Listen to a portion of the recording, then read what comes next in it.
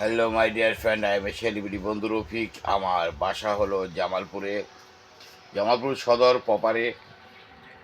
আর জামালপুরের কিছু আঞ্চলিক ভাষা আছে। এই ভাষার ভিতরে কিছু কথা আমি আপনাদের জানাচ্ছি। যেমন আমরা যে রান্নাঘরে তরকারির ভিতরে খাই, এটার নাম কি? জামালপুরের ভাষা হলো খঞ্জনা। খঞ্জনা, কেউ বলে সাজনা, এটার নাম আর ব্যবহার।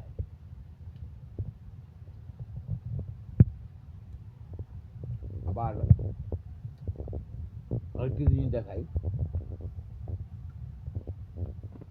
এই যে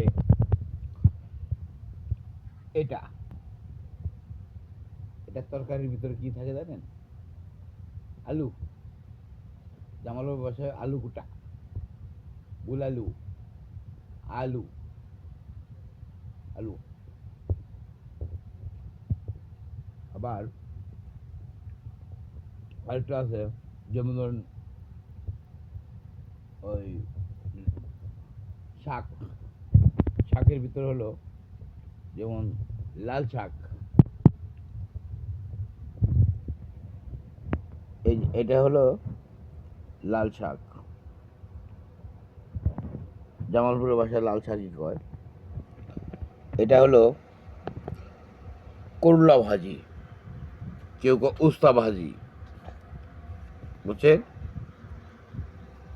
মাছ তো মাছই, কেউ মাছ মাছই বলে, মাছ ভাজি,